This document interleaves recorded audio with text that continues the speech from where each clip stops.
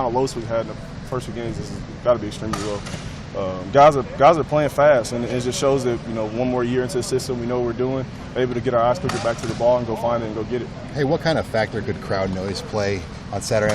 Last year, Michigan State players said that this was the loudest stadium they've ever been in. If you can get that kind of atmosphere with that no-huddle offense, right, what kind of impact could it maybe make? Oh, a lot. You know, I mean, there was a couple times, you know, during the Wyoming, we got, you know, some crowd movement and just us moving around on defense, and it just throws everything off. You know, it's just a mixture of those two things. You know, the defense kind of moving around, giving different looks, the crowd getting into it. You know, maybe someone's not hearing, missing the call. You know, I mean, it just may come up a big play. You know, third down and 5, turn third down and 10. You know what I mean? And those are big momentum shifting plays, and, you know, we got to make sure we take advantage of those. What's your message to the fans, and if you were to tell them kind of what to bring on Saturday? Be loud and don't be prepared to sit. Don't be prepared to sit. That's it, pretty much. No sit Saturday? No sit Saturday. Okay.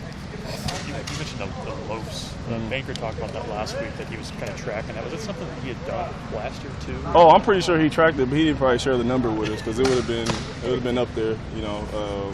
But it's definitely something we want to work on over the summer, just creating our own tempo, our own sense of urgency of doing things, and that's what we did in the summer. And it's starting to show on defense. At least I can see it on defense, the way we're moving the ball, where we're doing things, and it's definitely fun out there, man. When you can run to the ball and know someone's going to do his job, push it back to you as an inside-out guy. As a linebacker, that's like the best thing, you know, making the inside-out tackle when you know someone's going to push it back to you. So definitely something I look forward to us continuing over the season.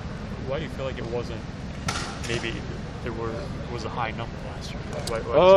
I think guys not really know what they're doing. Sometimes that just creates bad habits. That's the main thing. It really does create bad habits. You know, when you don't know what you're doing, and you give them these situations, and you see a lot more out when they give you looks that aren't practice. You know, so maybe some things they throw in wrinkles throughout the week, and those are really the plays that really haunt you, because usually more times than not, those are the plays that came back from previous weeks before.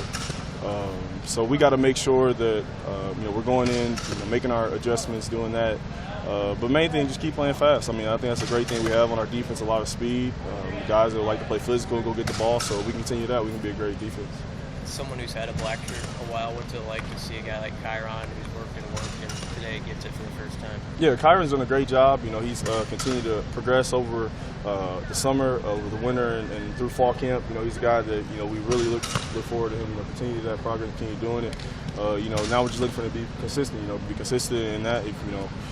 Sprella told me, you know, Saturday, you know, if you want to be the playmaker, go be a playmaker. Make sure you do the things playmakers do and make plays.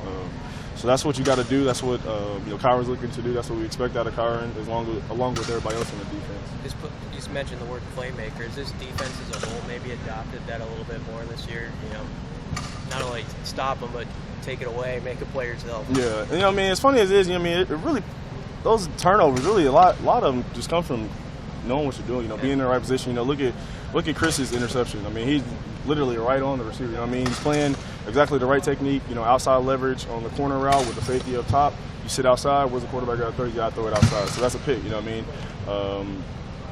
Nate's similar thing right there, just being able to read stuff and go get it.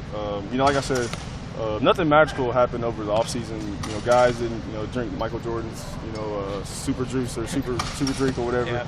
You know, really it was just going in the film room.